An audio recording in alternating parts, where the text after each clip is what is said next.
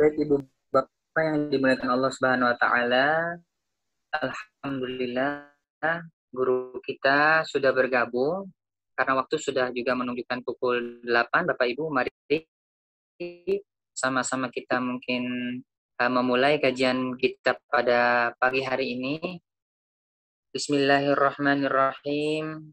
Assalamualaikum warahmatullahi wabarakatuh. Waalaikumsalam.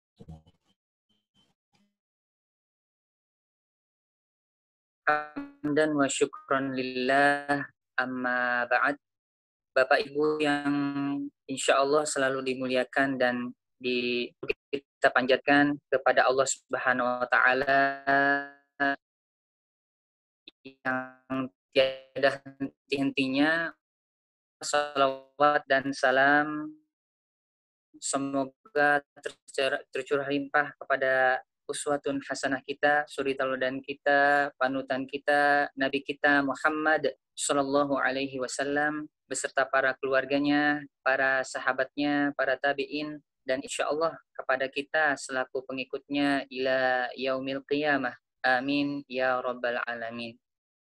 Bapak Ibu yang dimuliakan Allah Subhanahu Wa Taala, alhamdulillah kita pada kesempatan pagi hari ini bisa kembali dipertemukan pada platform ini, yaitu pada kajian duha yang insya Allah pada pagi hari ini akan diisi oleh guru kita Al-Mukarram Fadilatul Syekh Ahmad Al-Misri.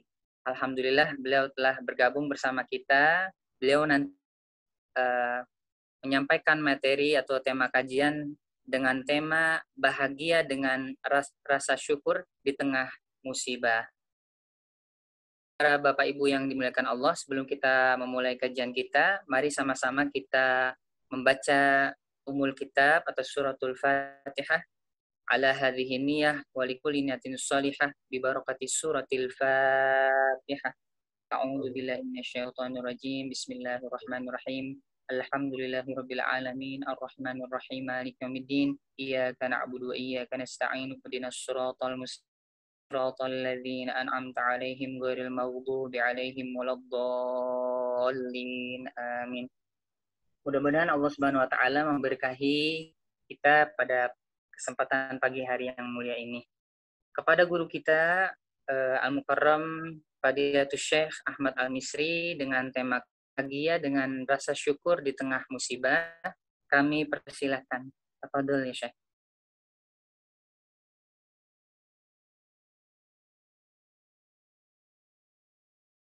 Mohon maaf Syekh, videonya belum. Bismillahirrahmanirrahim. Assalamualaikum warahmatullahi wabarakatuh. Waalaikumsalam warahmatullahi wabarakatuh. Alhamdulillahirabbil alamin. Wassalatu wassalamu ala asyrafil mursalin. Sayyidina wa maulana wa habibina wa syafi'ina Sayyidina Muhammadin wa ala alihi wa sahbihi ajma'in. Asyhadu an la ilaha illallah wahdahu la syarika lah al-malikul haqqil mubin. Asyhadu anna Muhammaduhu wa rasuluh as-sadiqul wa'dil amin. Para jemaah yang dimuliakan Allah, saya mencintai kalian Subhanahu wa taala. Semoga Allah pertemukan kita di dunia dalam taat dan di akhirat di surga Allah Subhanahu wa taala. Mohon maaf tadi ada gangguan di Zoom, saya berusaha berkali-kali masuk tapi nampaknya yang punya Zoom ini tahu ini kajian maka menghalangi saya lagi untuk masuk. Tapi alhamdulillah bisa berjumpa dan menatap wajah penghuni surga Allah Subhanahu wa taala. Semoga pertemuan kita ini bukan hanya sekedar pertemuan tapi insya Allah pertemuan ini berlanjut sampai surga Allah Subhanahu wa taala. Maka para jemaah kalau masuk surga lebih awal, insya Allah menunggu saya di pintu surga biar masuk surga bersama. Tapi kalau saya masuk surga lebih awal, saya tidak menunggu kalian karena kalian sudah tahu jalan sendiri menuju surga. Alhamdulillah, semoga Allah meridai kita, Allah senantiasa bahagiakan kita dengan iman Islam yang Allah berikan kepada kita. Para jemaah yang dimuliakan Allah. Nikmat terindah, nikmat terbaik kepada kita adalah nikmat kita menjadi orang Muslim, menjadi hamba Allah, menjadi orang yang diridai Allah. Kalau yang masuk bergabung bersama kita kajian pagi hari ini, sebenarnya itu bukan dia sendiri, hanya Allah menggerakkan. Berarti Allah masih menginginkan kebaikan untuk Anda dan kita semua. Maka alhamdulillah kita bisa dipertemukan oleh Allah Subhanahu wa taala walaupun melalui layar. Kita bisa berjumpa, bisa kita menuntut ilmu, bisa kita mengkaji, kita bisa diskusi bersama. Mudah-mudahan insya Allah pertemuan ini senantiasa diridai dan diberkahi oleh Allah Subhanahu wa taala. Karena hamba di dunia ini memang dia pasti akan tertimpa banyak ujian, banyak cobaan dari Allah Subhanahu wa taala. Kemudian kita ketahui bahwa hidup di dunia ini memang tidak seindah yang kita pikirkan. Tidak seenak yang kita bayangkan. Ya, karena Allah Subhanahu wa taala ciptakan kita di dunia ini banyak ujian. Allah Subhanahu wa taala katakan laqad khalaqnal insana fi kabad. Sungguh kami telah ciptakan manusia dalam susah payah. Dan Allah Subhanahu wa taala mengatakan di awal surat Al-Mulk, tabarakalladzi biyadihi al-mulku wa huwa ala kulli syai'in qadir, alladzi khalaqal mauta wal hayata liyabluwakum ayyukum ahsanu amala wa huwal azizul ghafur. Allah Subhanahu wa taala ciptakan hidup dan mati. Untuk apa? Untuk kita bisa mengetahui yang agar Allah Subhanahu wa taala bisa mengetahui siapa yang baik amalnya, siapa yang buruk amalnya. Maka insya Allah mudah-mudahan kita termasuk orang yang baik amalnya dan panjang umurnya dalam taat kepada Allah Subhanahu wa taala. Maka kalau Anda diuji, itu berarti kualitas Anda benar-benar adalah hamba yang diridhai Allah. Karena kalau ada sebagian berpikir, saya rajin ibadah, rajin sholat, kok saya diuji terus sama Allah gitu. Padahal tetangga saya nggak pernah sholat, nggak pernah sedekah, nggak pernah infak, nggak pernah baca Quran, nggak pernah sholat malam, tapi kok lancar aja hidupnya. Ketahuilah bahwa kalau Anda meyakini hal demikian, Allah menguji orang-orang yang jahat atau orang-orang yang pendosa, itu salah. Kenapa? Harus kita memperbaharui pemahaman kita. Karena para nabi dan rasul, mereka diuji oleh Allah. Apakah mereka itu kurang imannya? Apakah mereka kurang dalam menghadapi apa yang Allah takdirkan? Nah, tidak mungkin. Maka para jemaah yang dimuliakan Allah SWT. Karena kita hidup di dunia memang penuh dengan ujian. Dan yang diuji oleh Allah SWT adalah orang-orang hamba-hamba pilihan.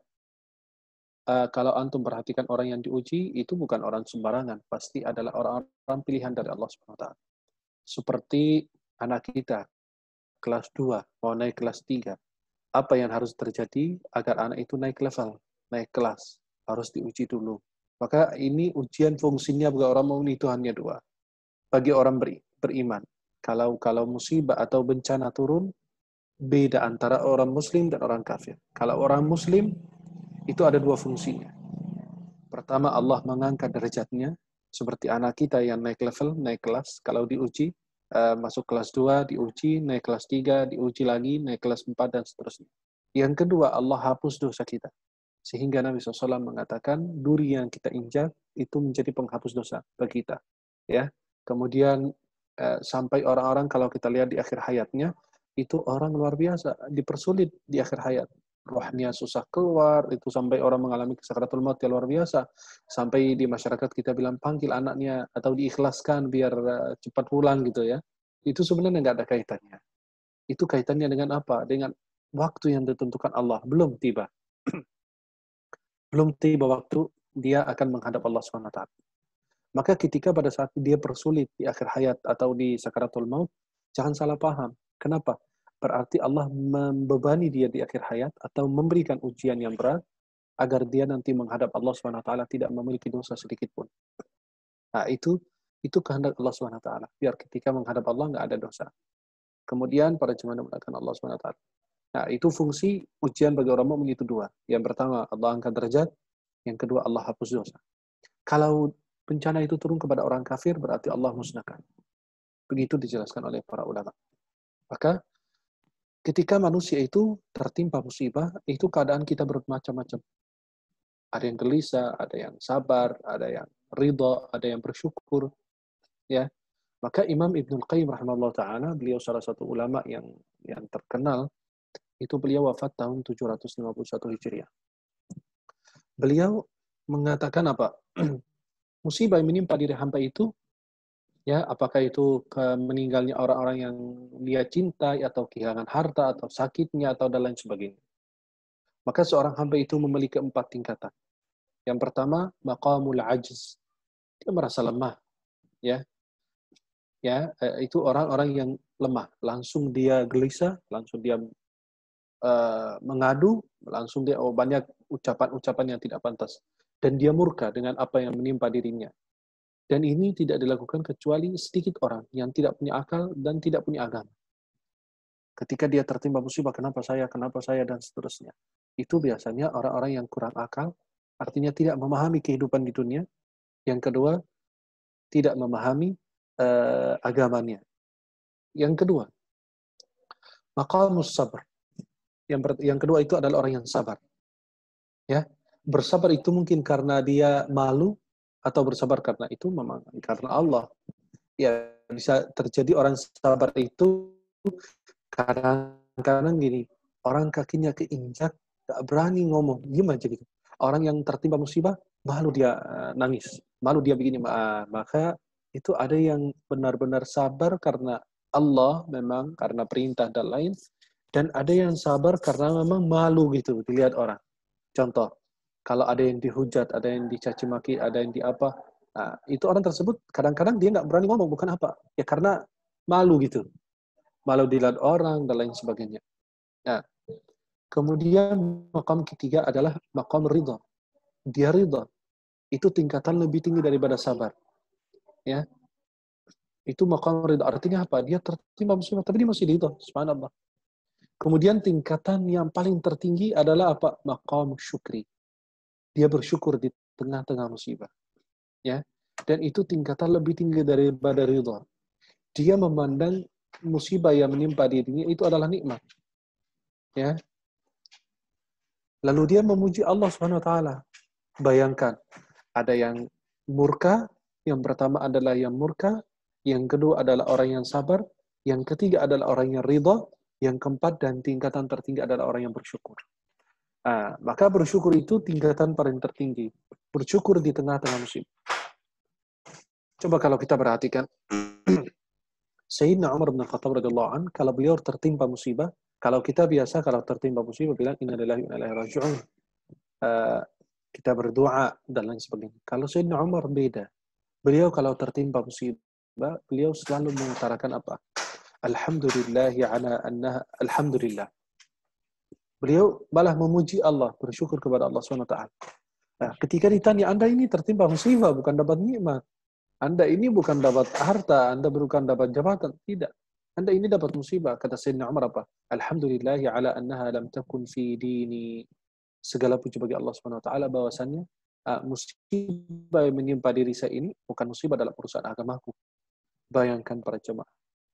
Tingkatan apa yang ada dalam hati beliau? Itulah tingkatan bersyukur kepada Allah. Ya, maka hamba kalau tertimpa musibah, ya maka ya yang kita jelaskan tadi, murka, sabar, ridha, yang terakhir adalah bersyukur kepada Allah Subhanahu wa taala. Nah, kita jelaskan yang pertama dulu. Hamba yang murka. Apakah itu murka dengan hatinya, murka dengan lisannya, atau murka dengan anggota tubuhnya? Kemudian dia murka dengan hatinya apa? Dan dia di dalam hatinya itu terdapat sesuatu yang diutarakan kepada Allah itu yang tidak pantas dan tidak baik. Ya, waliyadzubillah.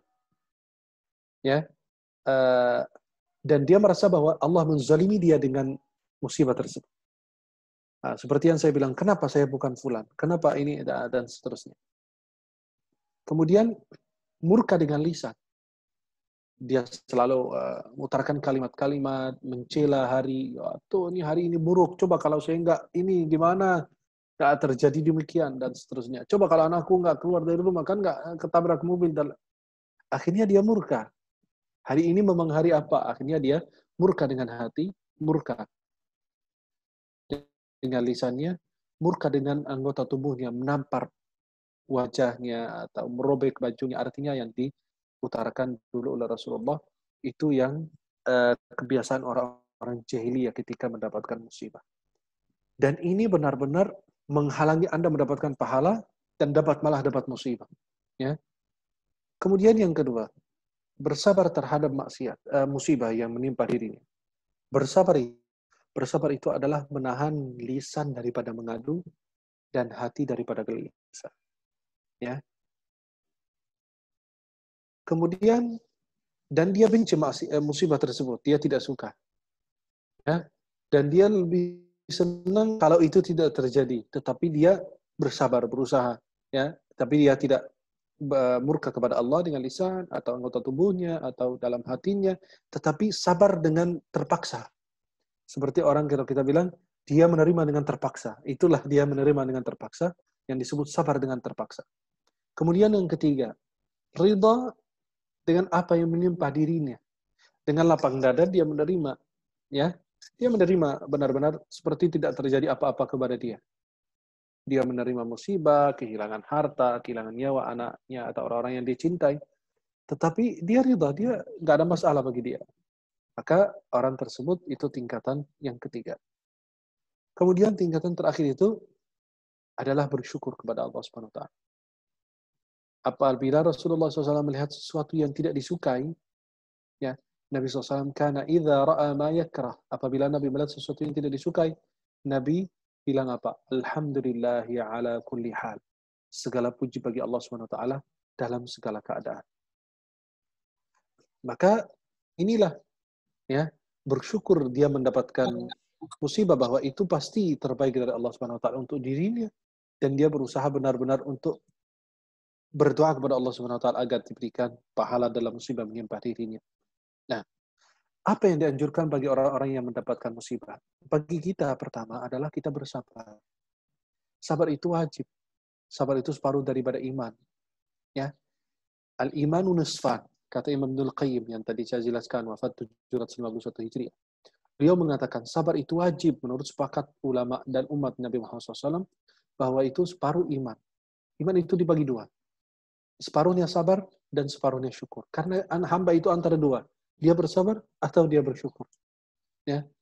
Kemudian bersabar itu apa? Bersabar itu adalah menahan lidah daripada mengadu dan hati daripada gelisah. Kemudian Allah Subhanahu wa taala jelaskan, "Wala nabluwannakum bisyai'in minal khaufi wal ju'i wa naqsin minal amwali wal anfusi wath thamarat wa basyiril sabirin. Alladzina idza asabatuhum musibah qalu inna lillahi wa inna ilaihi raji'un. Ulaika 'alaihim salawatu min rabbihim wa rahmah wa ulaika humul muhtadun." Ya. Kami akan menguji kalian dengan sedikit apa? Ketakutan, kelaparan, kekurangan harta, nyawa, buah-buahan, dan sampaikan berita gembira kepada mereka yang sabar. Apabila mereka tertimpa musibah, mereka mengucapkan inna lillahi wa inna ilaihi raji'un. Ada sebuah hadis yang indah sekali. Nabi SAW, kata Sayyidina Anas bin Malik, sahabat Rasulullah, beliau mengatakan Nabi SAW pernah melewati seorang wanita yang sedang menangis di sisi kuburan. Akhirnya Nabi SAW bilang apa? Ittaqillah wasbiri. Ya, bertakwalah kepada Allah dan bersabar. Lalu wanita tersebut kan nggak memandang wajah Nabi, dia dari begini tangannya, ilaika anni fa innaka lam tusab bi musibati wa lam ta'rifhu. Dia langsung bilang pakai tangannya begini, kan dia menghadap ke kuburan. Nabi dari belakang bilang, ittaqillah wasbir, bertakwalah kepada Allah wahai hamba Allah dan bersabar dengan apa yang menimpa dirimu. Dia bilang apa? Pergi, kamu tidak tahu, kamu tidak tertimpa musibah seperti saya. Beliau tidak tahu itu Rasulullah sama sekali.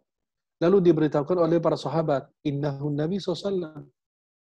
Itu Rasulullah yang tadi kamu marah. Lalu dia datang kepada Rasulullah SAW dan tidak menemukan penjaga rumah, atau yang disebut satpam atau security menjaga rumah. Dan dia bilang, ya Rasulullah, lam a'rifuka. Saya tidak musadimatil ula. Sabar itu ketika terjadi musibah. Awal terjadi musibah, itulah sabarnya yang kita perlu. Maka sangat indah sekali bagi kita. Maka kita benar-benar memohon pertolongan di berbagai macam ujian dan cobaan yang menimpa diri kita. Kemudian yang kedua, kita ridha terhadap takdir dan qada Allah. Ya, ridha terhadap takdir dan qada Allah SWT, dan yakini bahwa itu terbaik untukmu.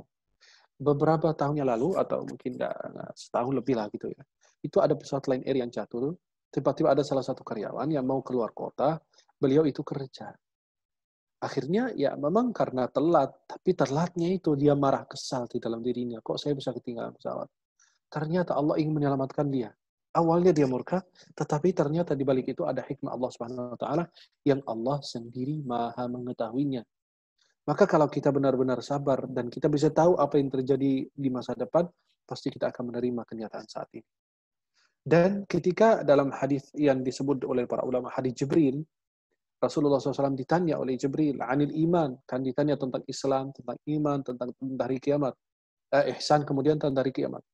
Yang pertanyaan kedua, akhbirni anil iman, kabarkan aku tentang iman. Kata Nabi SAW, antu'mina billahi, engkau beriman kepada Allah, wa malaikatihi, malaikat-malaikat Allah, wa kutubihi, kitab-kitab Allah, wa rusulihi, rasul-rasul Allah, wal yaumil akhir, hari akhir, wa tu'mina bil qadari khairihi wa syarr. Ya, engkau beriman kepada qadar dan baik dan buruk. Maka yang ketiga adalah ketika hamba tertimpa masalah atau musibah, apa yang kita hadapi, apa yang kita lakukan adalah kita mengucapkan kalimat inna lillahi wa inna ilaihi raji'un. Sebagaimana firman Allah, alladzina idza asabatuhum musibah qalu inna lillahi wa inna ilaihi raji'un. Nah, boleh kita menambahkan apa? Allahumma ajurni fi musibati wa akhlif li khairan minha. Ya, itulah doa Rasulullah SAW kepada Sayyidah Ummu Salamah. Ya Allah, berikan pahala dalam musibahku dan ganti dengan yang lebih baik. Sayyidah Ummu Salamah ketika suaminya Abu Salamah meninggal dunia di kota Madinah, Nabi menganjurkan beliau baca doa tersebut. Kenapa? Biar nanti Allah ganti dengan lebih bagus. Kata Sayyidah Ummu Salamah, ada dalam dirinya, siapa yang terbaik dari Abu Salamah? Siapa lebih bagus? Dari segi akhlaknya, ke sayangnya sama keluarga dan lain sebagainya. Akhirnya Sayyidah Ummu Salamah berpikir, siapa yang terbaik, lebih bagus dari Abu Salamah? Enggak ada yang lebih bagus. Tiba-tiba selesai masa iddahnya beliau dilamar oleh Rasulullah dan dinikah oleh Rasulullah. Ternyata gara-gara keberkahan doa yang diajarkan Rasulullah, beliau malah mendapatkan Rasulullah yang lebih mulia daripada Abu Salamah, bahkan dari manusia yang ada di muka bumi. Kemudian berikutnya adalah kita mengetahui bahwa dunia ini adalah tempat kita diuji. Darubtila. Darubtila itu adalah tempat kita diuji oleh Allah Subhanahu wa taala. Ya. Karena memang hidup di dunia itu banyak kesedihan, banyak permasalahan. Seperti yang saya utarakan tadi, wala nabluwannakum bisyai'in minal khawfi wal ju'i wa naqsin minal amwali wal anfusi wath thamarat wa basyirus sabirin. Kami akan menguji kalian dengan sedikit ketakutan, kelaparan, kemudian kekurangan harta, buah-buahan, nyawa dan lain sebagainya, dan sampaikan kabar gembira kepada mereka yang sabar. Dan ana sudah utarakan tadi di dalam surat Al-Balad, laqad khalaqnal insana fi kabad. Sungguh kami telah ciptakan manusia dalam susah payah. Kemudian berikutnya adalah seorang hamba, ya, bahwa itu semua meyakini bahwa semua dari Allah dan semua akan kembali kepada Allah. Maka semua pernah diutarakan, Labid mengatakan dalam syairnya, وَمَا الْمَالُ وَالْأَهْلُونَ إِلَّا وَدَائِعٌ وَلَا بُدَّ يَوْمًا أَنْ تُرَدَّ الْوَدَائِعُ. Harta, keluarga itu adalah titipan, dan nanti suatu hari, suatu waktu, suatu saat kita akan mengembalikan titipan tersebut kepada pemilik ini. Ketika Anda ini tertimpa musibah, yang Anda harus segera lakukan adalah dengan Anda memohon pertolongan Allah Subhanahu wa taala dengan salat dan sabar. Tadi kita sudah dijelaskan sabar. Sekarang salat. Allah berfirman, "Wasta'inu bis-sabri was-salat." Kita memohon pertolongan Allah Subhanahu wa taala melalui salat dan sabar. Maka kalau Nabi SAW Nabi istirahat di dalam salat. Kalau kita istirahat dari salat, artinya udah selesai salat, udah merasa istirahat. Justru Nabi berbeda. Nabi SAW istirahat di dalam salat. Maka Allah berfirman, "Wasta'inu bis-sabri was-salat." Mohon pertolongan Allah melalui salat dan sabar.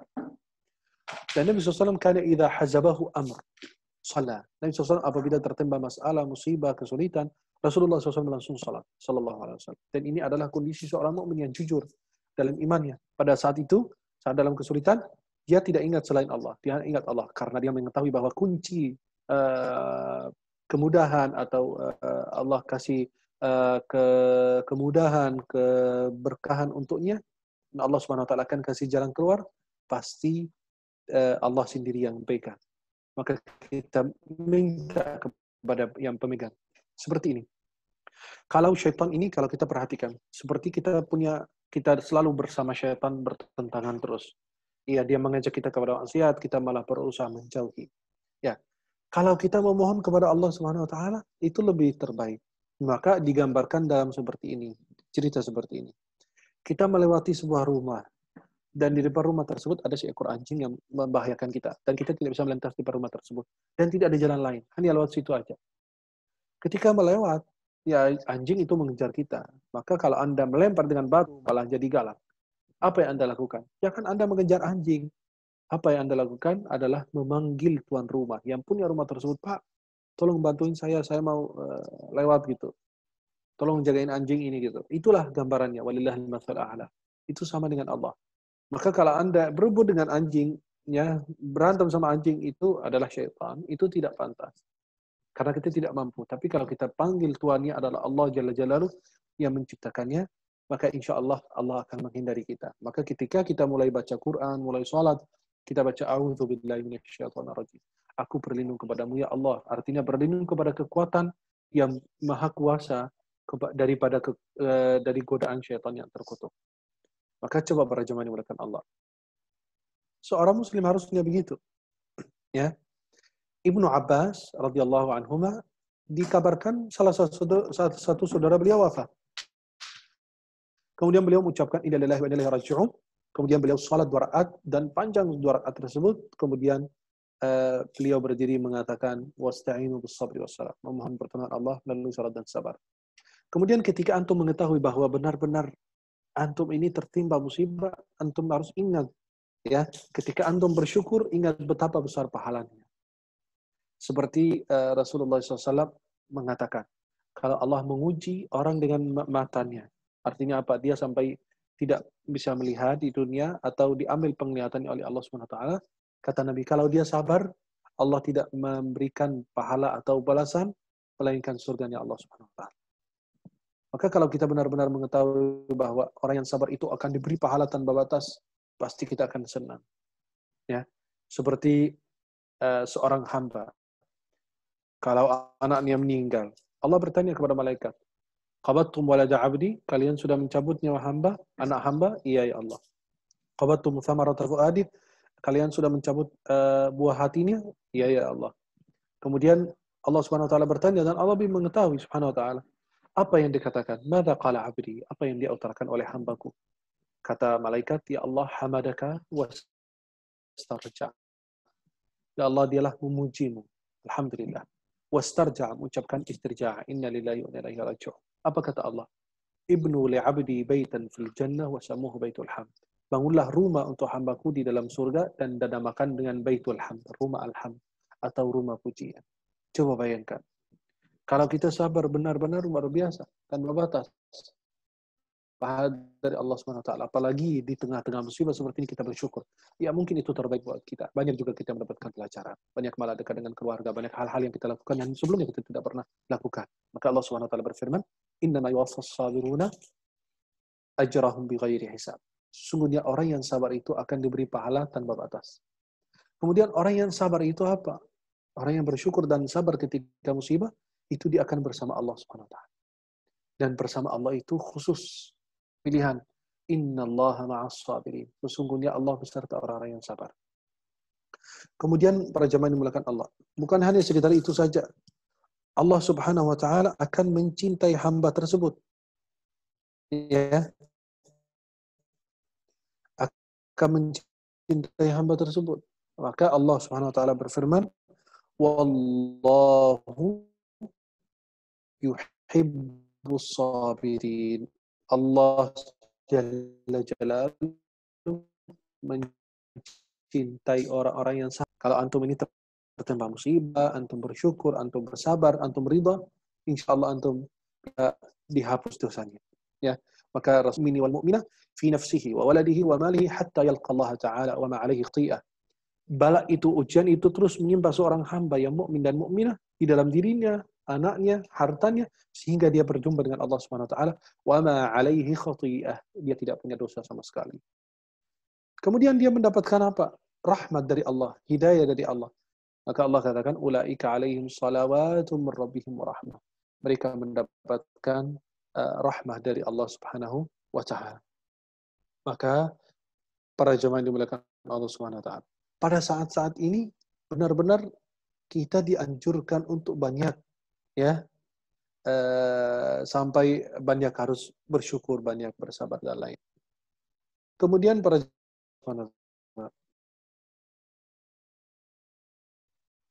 Kalau Anda baca doa, Allahumma la taj'al musibatana fi dinina. Ya Allah, jangan jadikan musibahku di dalam urusan agamaku.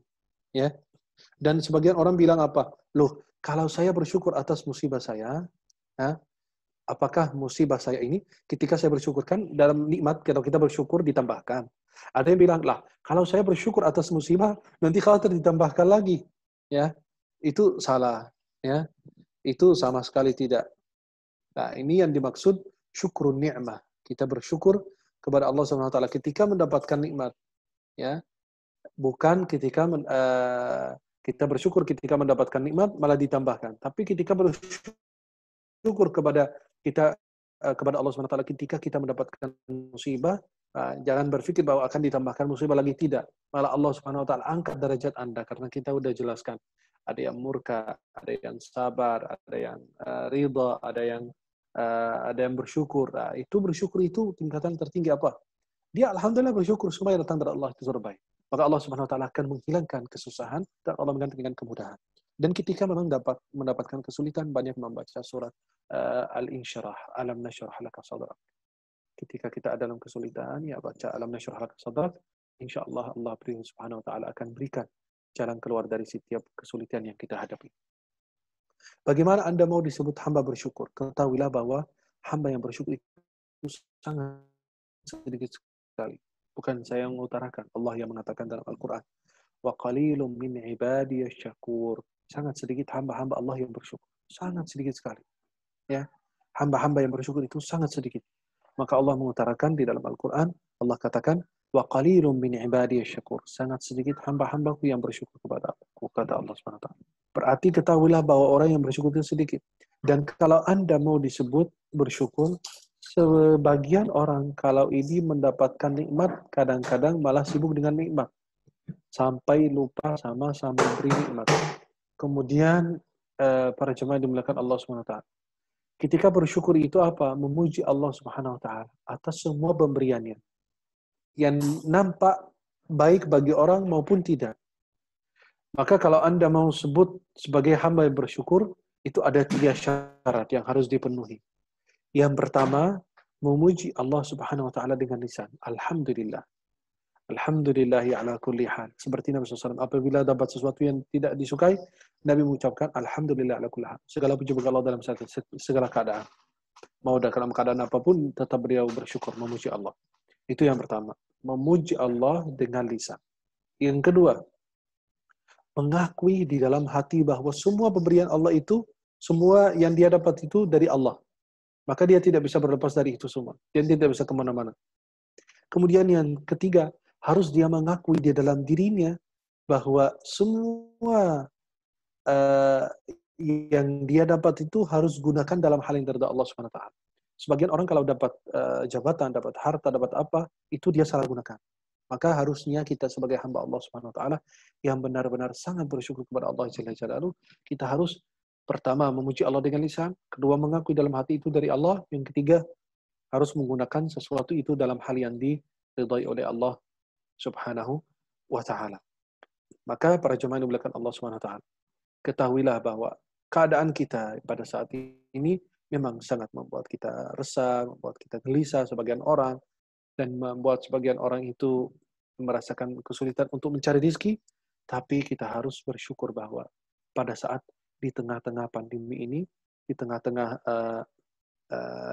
kesulitan-kesulitan corona ini, ya kita wajib bersyukur kepada Allah karena tidak bisa berlepas dari itu semua. Kemudian kita harus meyakini bahwa semua yang menimpa diri kita itu terbaik dari Allah. Maaf, mungkin di antara kita sudah puluhan tahun tidak pernah duduk sama keluarga berhari-hari, berjam-jam, ngobrol bersama, salat bersama, baca Quran bersama, puasa bersama, berbuka bersama, sahur bersama, dan lain. Nah, pada saat ini Allah berikan. Maka saya utarakan bahwa tidak pernah terjadi di planet bumi. Manusia dikurung sebelum syaitan. Biasa kan syaitan sebelum pas Ramadan dikurung. Malah kita sebulan sebelum Ramadan sudah dikurung duluan daripada syaitan. Subhanallah. Tapi itu semua ada hikmah. Kita bersyukur. Saya yakin banyak yang bersyukur. Ada yang bilang, Alhamdulillah saya bisa sholat bersama keluarga. Ada yang bisa sholat tarawih bersama keluarga. Kemudian ada yang mengutarakan bahwa Alhamdulillah saya bisa mengkhatamkan Al-Quran berkali-kali. Pada saat itu saya belum bisa. Ada yang bilang, Alhamdulillah saya benar-benar ketika dalam kesulitan juga. Saya bersyukur kenapa tetangga saya masih peduli dengan saya, teman-teman saya peduli dengan saya, keluarga saya peduli dengan saya. Ya, maka jangan kita gelisah dengan musibah yang menimpa diri kita, karena dengan musibah itu, pertama Allah menghapus dosa kita, yang kedua Allah angkat derajat kita sebagai hamba-hambanya Allah Subhanahu wa taala. Maka kondisi pada saat ini jangan kita gelisah, jangan kita resah, kita bersyukur bahwa alhamdulillah kita masih punya nikmat iman, nikmat Islam. Itu nikmat terindah, nikmat terbaik. Saat ini banyak orang masuk Islam. Banyak tempat-tempat yang tidak pernah dikumandangkan azan, di situ dikumandangkan azan. Kenapa? Itu berpelajaran. Banyak hikmah dari Allah Subhanahu wa taala. Kemudian kita memandang situasi pada saat ini dengan mata lebah. Jangan memandangnya dengan mata lalat. Mata lebah itu apa? Lebah itu kalau masuk tempat-tempat yang jorok, yang buruk, dia selalu mencari bunga, cara mencari yang indah. Di tengah-tengah keadaan seperti ini, kesulitan ini, kita harus mencari yang indah-indah aja. Oh, bisa khatam Quran tahun ini berkali-kali. Saya bisa ngurus sama keluarga, bisa duduk sama keluarga, bisa menghabiskan waktu lebih banyak sama anak-anak, dan lain. Maka itu memandang situasi dari mata lebah. Tapi kalau Anda memandang situasi ini dari mata lalat, itu malah akan lebih buruk. Kenapa? Lalat itu masuk ke taman bunga, cari juga yang buruk, yang jorok, yang kotor. Nggak pernah ada lalat cari yang bunga, yang indah, yang manis, tidak. Dia selalu yang buruk dia cari. Maka itu disayangkan. Kita sebagai muslim, kita bersyukur kepada Allah Subhanahu wa taala bahwa alhamdulillah kita masih punya nikmat iman, masih punya nikmat Islam, masih ada kesehatan untuk bisa melaksanakan perintah Allah Subhanahu wa taala, dan kita sekaligus menjauhi larangan Allah Subhanahu wa taala. Saya akan berikan waktu yang luas untuk kita bisa diskusi bersama dan bisa kita buka tanya jawab, insya Allah lebih luas pembahasan kita. Artinya biar kita jamaah bisa bertanya apapun seputar tema boleh, di luar tema juga insya Allah silakan. Mudah-mudahan Allah Subhanahu wa taala senantiasa berikan keberkahan untuk kita semuanya. Amin ya rabbal alamin. Wallahu taala a'lam. Amin ya rabbal alamin. Jazakumullah ahsanal jaza, jazakumullah khairan katsira kepada guru kita yang sudah menampaikan materinya, yaitu Fadilatul Syekh Ahmad Al-Misri dengan tema bahagia dengan syukur di tengah musibah. Para jemaah yang dimuliakan Allah Subhanahu wa taala, sebelum beranjak kepada pertanyaan kepada guru kita, izinkan saya selaku MC menyampaikan istimbat atau kesimpulan dari kajian kita pada pagi hari ini. Yang pertama adalah bagi umat Islam dan bagi orang mukmin tentunya, musibah adalah hal yang bisa mengangkat derajat kita, kemudian akan menghapus dosa-dosa kita. Kemudian Imam Ibnu Qayyim Al-Jauziyah yang wafat pada tahun 751 Hijriah, musibah yang menimpa hamba itu akan menjadi 4 tingkatan. Orang meresponnya menjadi 4 tingkatan. Yang pertama, ada orang yang langsung merasa lemah atau murka terhadap Allah Subhanahu wa taala. Kemudian ada juga orang yang bersabar. Kemudian ada orang yang ridho, dan yang tingkatan terakhir dan paling tinggi adalah orang yang bersyukur terhadap musibah itu. Kemudian rasa syukur kepada Allah Subhanahu wa taala itu harus dilakukan dengan 3 syarat. Yang pertama adalah memuji Allah dengan lisannya, kemudian mengakui segala pemberian dari Allah Subhanahu wa taala, dan yang terakhir adalah semua yang didapat harus digunakan di jalan yang diridhoi Allah Subhanahu wa taala. Kemudian Syekh juga menyampaikan surat Al-Mulk, alladzi khalaqal mauta wal hayata liyabluwakum ayyukum ahsanu amala, bahwa Allah Subhanahu wa taala menciptakan kematian, kehidupan ini adalah ujian siapa yang terbaik di antara hambanya. Kemudian pada surat Al-Balad, laqad khalaqnal insana fi kabad, bahwa Allah Subhanahu wa taala menciptakan manusia itu dengan susah payah. Kemudian Syekh juga menyampaikan bahwa innama yuwaffas sabiruna ajrahum bighairi hisab. Bagi hamba-hamba yang siapapun yang bersabar terhadap musibah itu, maka Allah akan memberikan pahala yang tiada batasnya. Innallaha ma'as sabirin, Allah bersama orang-orang yang bersabar. Innallaha yuhibbus sabirin, Allah mencintai orang-orang yang sabar. Mudah-mudahan kita diberikan oleh Allah Subhanahu wa taala kesabaran sehingga diberikan pula pahala yang tanpa batas terhadap apa-apa yang kita jalani. Amin amin ya rabbal alamin. Baik para jemaah yang dimuliakan Allah, kita beranjak ke sesi pertanyaan.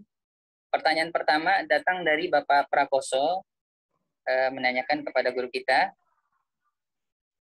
apakah sabar itu berlaku kepada manusia secara pribadi, masyarakat atau bangsa, atau hanya sekelompok orang saja, seperti pada surat Al-Kahfi, yaitu kesabaran seorang pemuda. Iya. Silakan Syekh dijawab pertanyaan. Ya. Gini, kita harus mengetahui bahwa anak-anak muda tersebut yang disebut dengan Ashabul Kahfi. Mereka disebut dengan Ashabul Kahfi. Ya. Mereka ini sebenarnya dikatakan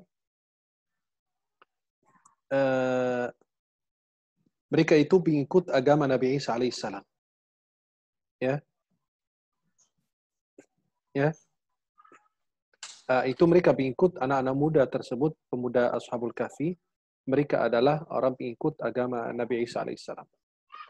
Nah, mereka ini sebenarnya pada saat itu diajak oleh raja mereka, penguasa mereka pada saat itu untuk menyembah berhala. Ya. Dan mereka ini bersabar dalam ujian yang menimpa mereka, tetapi karena mereka tidak bisa mempertahankan keimanan mereka, seperti kalau antum ini punya satu lingkungan yang benar-benar tidak sama sekali antum bisa laksanakan syariat dan ibadah, maka wajib berpindah. Maka disebut dengan hijrah. Hijrah itu meninggalkan tempat ke tempat yang lain. Maka sekelompok masyarakat atau sekumpulan orang atau bangsa yang harus benar-benar bersabar, betul memang wajib. Sabar itu kita bilang wajib. Dan itu Islam itu dibagi dua. Yang pertama adalah sabar terhadap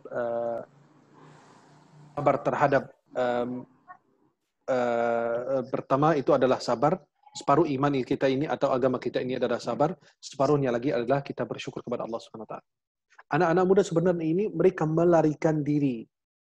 Karena mereka harus ada tindakan. Antum juga harus ada tindakan. Bukan hanya sekedar antum dapat musibah diam aja, tidak. Harus ada tindakan. Dengan sholat, dengan sabar, dengan kita berpindah tempat, kalau memungkinkan, dan lain. Maka mereka ini anak-anak muda yang benar-benar tidak bisa mempertahankan agamanya, maka mereka melarikan diri. Dan mereka lari, ya, dan seorang pengembala ikut bersama mereka dan dia membawa seekor anjing, kemudian mereka masuk ke dalam gua tersebut. Ya, masuk ke dalam gua tersebut untuk melindungi mereka. Ternyata Allah kasih mereka tidur 309 tahun. Maka mereka sebenarnya itu melarikan diri karena tidak bisa mempertahankan iman atau tidak mau bentrok dengan raja mereka pada saat itu.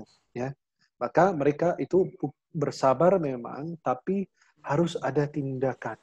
Harus ada tindakan. Contoh, ketika kita tertimpa musibah, antum harus gimana? Memuji Allah Subhanahu wa taala, bersabar, mengucapkan inna lillahi wa inna ilaihi raji'un. Kemudian harus ada tindakan. Tindakan apa? Dengan sabar, dengan sholat, dengan mendatangi para ulama atau orang-orang yang bisa memberikan solusi terbaik. Jangan datangin dukun. Ada orang kalau ada masalah lari ke dukun. Nauzubillah. Iyyaka na'budu wa dukun nasta'in. Mau buka usaha, dukun, ada kesulitan dalam apa, belum dapat jodoh, langsung lari ke dukun. Kenapa? Saya ada yang kurang di dalam diri saya. Ya, maka mereka pemuda ini sebenarnya melarikan diri karena tidak bisa mempertahankan keimanannya, karena mereka dipaksa oleh penguasa pada saat itu untuk menyembah berhala. Dan mereka ini para pengikut agama Nabi Isa alaihissalam. Wallahu a'lam. Dan secara pribadi dilakukan boleh, secara masyarakat atau sekelompok orang atau seluruh bangsa wajib juga dilakukan. Dan saya banyak contoh, tapi tidak usah nantikan menyinggung beberapa hal ada kaitan dengan politik dan lain. Maka kita hindari lebih bagus. Kalian pasti udah tahu semua. Baik, jazakumullah hasanal jaza, masya Allah, tabarakallah. Seperti undang-undang yang mau diterapkan oleh pemerintah pada saat ini, kemudian ditolak oleh NU, Muhammadiyah, MUI juga gitu, dan masyarakat juga menolaknya. RUU yang mau diterapkan saat ini. Maka bukan hanya kita menolak, tapi harus ada tindakan. Bukan hanya kita diam, kita bersabar dan bersyukur, tidak. Kita harus ada tindakan juga, gerakan dan lain sebagainya. Wallahu a'lam. Baik, tadi pertanyaan dari Bapak Prakoso, alhamdulillah sudah terjawab oleh guru kita. Selanjutnya, Syekh, ada pertanyaan dari Ibu Niken. Assalamualaikum warahmatullahi wabarakatuh. Menanyakan apakah kemudahan dan kesenangan itu apakah ujian juga dari Allah, dan apa doa-doa yang kita panjatkan juga. Ibu Niken ini menanyakan mungkin sesuai dengan ayat Al-Quran, wa nabluukum bisyarri wal khairi fitnah. Apakah iya. Ya. Iya, sebenarnya gini. Ayatnya antum sudah sampaikan. Wa nabluukum bisyarri wal khairi fitnah wa ilaina turja'un. Kami akan menguji kalian dengan kebaikan dan dengan keburukan. Artinya apa? Gini, dalam bahasa mudahnya, kami akan menguji kalian dengan hal yang kalian sukai dan dengan hal yang kalian tidak sukai. Bagaimana bisa dengan kesenangan dan kemudahan? Ketahuilah bahwa Allah mengujimu dengan bukan hanya yang buruk. Yang membuat kita tidak suka seperti apa? Nggak ada yang suka sakit. Nggak ada yang suka kehilangan harta. Nah, kan? Nyawa dan lain sebagainya. Maka itu sesuatu yang kita tidak suka. Allah menguji kita. Itu berat dalam hati bagi diri kita. Dan sesuatu yang kita suka. Siapa yang tidak suka jabatan? Siapa yang tidak suka harta? Tidak ada. Semua kita pasti suka. Ada yang punya jabatan, ada harta. Itu kan sesuatu yang kita suka. Tetapi bisa jadi harta dan jabatan itu adalah apa? Ujian bagi kita. Ya, ujian bagi kita semua. Maka ada orang diberi jabatan, tapi malah ujian. Jabatan itu harus menjadi jembatan menuju surganya Allah. Tidak boleh digunakan dalam hal menzalimi orang. Atau dia punya harta, kemudian meremehkan orang. Maka itu yang dijelaskan oleh para ulama. Allah menguji kita dengan hal yang kita sukai, seperti jabatan, harta, dan lain. Dan Allah menguji kita dengan hal yang kita tidak sukai, seperti penyakit, dan lain sebagainya. Ya. Maka, apa yang kita lakukan? Kita benar-benar, bagaimana saya bisa mengetahui bahwa nikmat itu menjadi keberkahan buat saya, bukan petaka bagi saya? Apa? Kalau nikmat ini selalu mendekatkan antum kepada Allah. Seperti harta yang kita miliki. Ni'mal malus salih fi yadil abdus salih. Sebaik-baik harta adalah harta yang ada di tangan orang saleh. Tapi kalau antum, jabatan antum ini malah mendekatkan diri kepada Allah, membantu, menolong banyak orang, kemudian benar-benar bermanfaat, memberikan pelayanan terbaik, berarti jabatan antum ini benar-benar diridhai Allah. Kalau antum punya harta, kemudian antum banyak infakkan di jalan Allah, sedekahkan, antum bantu orang dan lain, ya berarti harta itu bermanfaat. Kemudian kalau antum benar-benar diberikan suatu kedudukan atau apa, kemudian antum manfaatkan, maka jadikan jembatan menuju surga Allah. Seperti handphone yang kita punya. Itu kan alat. Bisa kita jadikan jembatan menuju surga dan bisa menuju neraka. Menuju surga adalah kita gunakan untuk hal-hal yang baik. Kalau menuju neraka adalah gunakan untuk gosipin orang, untuk memfitnah orang dan lain sebagainya. Ya, semoga Allah selamatkan kita semua. Wallahu a'lam bishawab. Nah. Jazakumullah hasanal jazaa. Alhamdulillah. Tadi adalah pertanyaan dari Ibu Niken, sudah terjawab oleh guru kita. Bagi para ibu bapak yang ingin bertanya kembali kepada guru kita, masih ada waktu sampai dengan pukul 9 pagi. Silakan di-unmute saja atau langsung tanyakan melalui chat. Nanti akan kami bacakan. Silakan mungkin yang ingin bertanya kepada guru kita langsung saja di-unmute atau di chat melalui Assalamualaikum warahmatullahi wabarakatuh. Waalaikumsalam warahmatullahi wabarakatuh. Silakan Bapak. Ya, Assalamualaikum Ustaz. Waalaikumsalam warahmatullahi wabarakatuh. Ya, saya ingin bertanya nih sedikit. Ada kondisi, misalkan saya cerita dulu latar belakangnya. Misalkan ada kondisi ketika biasanya di sekolah ya, ini yang terjadi itu ada seorang anak itu yang dibully gitu ya, dibully atau apa. Tapi dia kemudian tidak diam, tidak membalas. Tapi tidak membalasnya itu karena dia itu takut gitu. Nah, ini orang yang tidak membalas karena takut ini apakah dikategorikan sebagai sabar atau enggak gitu. Jadi batasan antara orang yang lemah, diam karena lemah dan diam karena sabar itu seperti apa, Ustaz? Iya, jazakallah.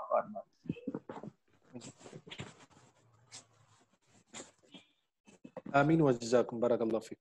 Gini, sebenarnya ketika terjadi sebuah tindakan kepada anak atau siapapun, kemudian orang pada saat itu bersabar. Ya, sebenarnya diberikan pilihan antara antum sabar dan itu terbaik, tetapi bukan hanya sekedar sabar berarti tidak ada tindakan. Contoh, karena kalau antum mendiamkan kebatilan atau hal-hal demikian akan terjadi berulang kali. Kecuali kalau memang orang ini tidak disengaja. Perbedaan antara disengaja dan tidak disengaja. Kalau disengaja harus diberikan pelajaran. Kenapa? Biar tidak terulang berkali-kali. Tidak terulang bersama orang lain. Ya. Kemudian yang kedua, kalau seandainya tidak disengaja, maka perlu kita memaafkan. Karena apalagi dia mengutarakan minta maaf dan dia mengakui tidak akan melakukan kesalahan demikian. Ya. Maka perbedaan antara disengaja dan tidak disengaja. Kalau dia disengaja, seperti kalau dalam Islam ada hukuman, dia membunuh dengan sengaja atau membunuh karena tidak disengaja. Kalau membunuh disengaja, dia menunggu orang tersebut di tengah-tengah perjalanan, dia menunggu, dia udah pegang pisau dan lain sebagainya, berarti itu dan persiapan dengan sengaja. Maka itu hukumannya berat, hukuman mati. Yang kedua, kalau tidak disengaja adalah dia memang lagi tidur, agak berat atau agak besar badannya, kemudian di bawahnya ada orang tidur juga di sebelah kasur. Pas bergerak biasa malam hari itu kanan kiri jatuh di atas orang yang tidur di bawah di samping kasurnya, meninggal. Nah, itu tidak disengaja. Atau dia lagi lempar atau lagi main layang atau apa, kayak kemarin orang kena benangnya itu meninggal dan lain. Artinya ada hal-hal yang tidak disengaja, maka perlu diteliti lagi. Ini orang benar-benar ada kesengajaan di situ atau tidak. Kalau ada kesengajaan, harus diberikan pelajaran. Bukan apa, biar mencegah dari perbuatan tersebut. Seperti orang yang membunuh orang. Dalam aturan Allah diberikan hukuman. Kenapa? Biar mencegah dari perbuatan seperti itu. Biar menjadi pelajaran untuk banyak orang juga. Wallahu a'lam. Ya, artinya kalau misalkan ada kondisi seperti itu, ya katakanlah ini kondisinya kita anggap sengaja gitu, karena dia mungkin berulang-ulang. Nah, itu harus diberikan pelajaran. Harus apakah diberikan kita pelajaran. misalkan mengencourage anak kita untuk ya kamu harus melawan atau tetap diam? Bukan harus melawan. Karena gini, bukan harus melawan. Karena kita di negara itu sudah diatur. Kalau tidak ada peraturan, kalau tidak ada peraturan, itu malah akan menjadi berantakan kayak hutan. Maka kenapa diterapkan aturan dari Allah dan dari pemerintah? Biar masyarakat hidup damai, hidup tidak ada masalah. Maka ketika antum bukan hanya menyuruh saya, kalau kamu ditunjuk sama orang, kamu harus balas juga. Tidak. Lapor ke guru, lapor ke orang tua. Biar ditindak tuh anak, biar diberikan hukuman sesuai. Tapi kalau dia lakukan kejahatan, kemudian antum balas, ya itu nggak ada habis-habisnya. Ya. Tapi kalau dia diberikan pelajaran atau diberikan hukuman dari orang-orang yang lebih tinggi, maka dia nggak berani protes. Contoh, kalau anak antum balas, kemudian nanti dia balas lagi, ini balas lagi, nggak ada habis-habisnya. Tapi kalau dia marahin atau mukul anak antum, kemudian lapor kepada orang yang tingkatannya lebih tinggi, kepala sekolah dan lain, kemudian diberikan hukuman, ya udah dia nggak berani macam-macam lagi. Kenapa? Karena hukuman datang dari orang yang dari luar, netral, bukan yang ada bersangkutan anak antum dan anak tersebut. Ya, maka itu sebenarnya banyak hal seperti itu terjadi antara anak-anak kita di sekolah. Maka disayangkan sebagian orang tua itu mendidik anaknya itu kasar, untuk berantem, untuk jangan takut, jangan ini, itu sayang sekali. Di dalam dunia pendidikan harus sebenarnya itu diperhatikan. Wallahu a'lam. Jazakallah Ustaz. Barakallah khair. Barakallah khair. Terima kasih Bapak yang sudah bertanya. Baik para jemaah yang dimuliakan Allah, Ibu Bapak yang dimuliakan Allah, insya Allah sebentar lagi kita akan pukul 9 akan menutup kajian kita, taklim kita. Mungkin ada pertanyaan dari Bapak Ibu terakhir, mungkin pertanyaan terakhir. Silakan Bapak Ibu yang ingin bertanya untuk di-unmute atau saja nanti saya atau akan kami bacakan. Terima kasih.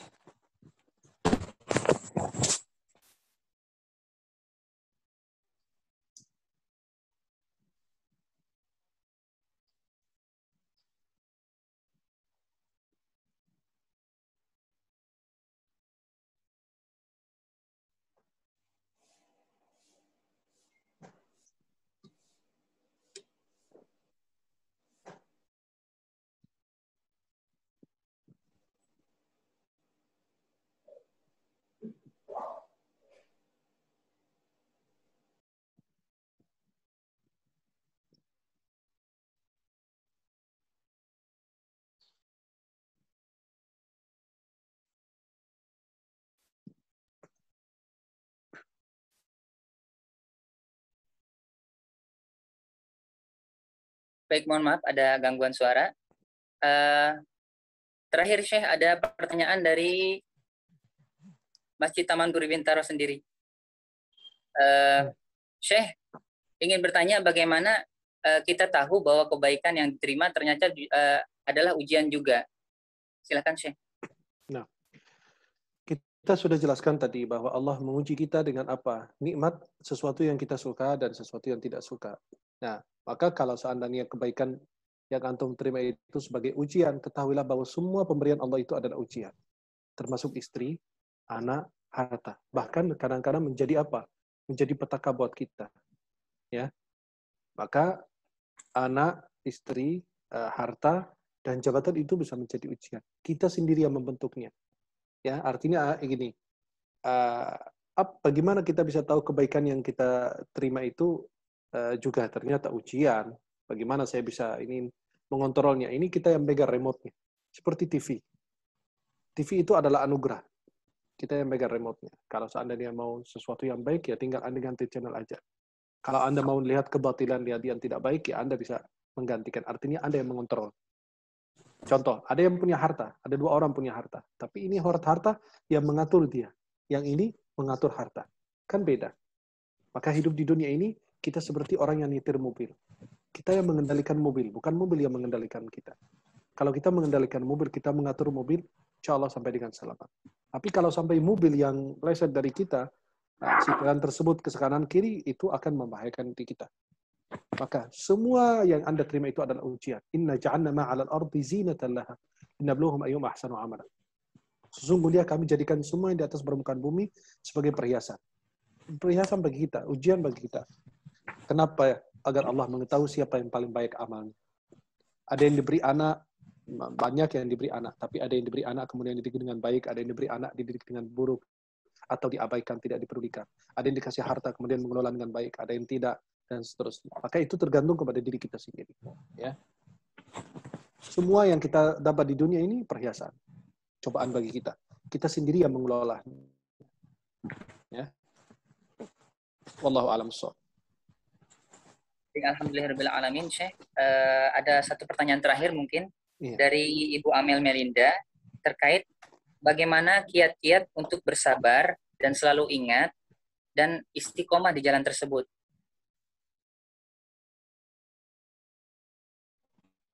Silakan.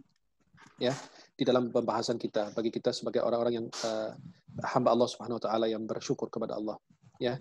Bagaimana kita bisa mendapatkan hal demikian? Ya.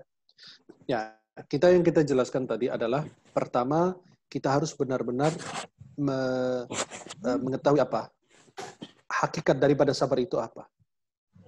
Ya, hakikat daripada sabar. Kita harus mengetahui pahala orang yang sabar. Kita harus mengetahui bahwa kita di dunia ini adalah hidup di cobaan dan ujian. Kita harus ridha kepada takdir dan kepada Allah Subhanahu wa taala. Ya. Kemudian kita harus memohon pertolongan Allah Subhanahu wa taala melalui salat dan sabar. Dan kalau antum gini, tak kenal berarti tak sayang. Kalau antum tidak mengenal berarti antum tidak akan sayang. Allah Subhanahu wa taala, maka tak sayang. Seperti kalimat yang diutarakan.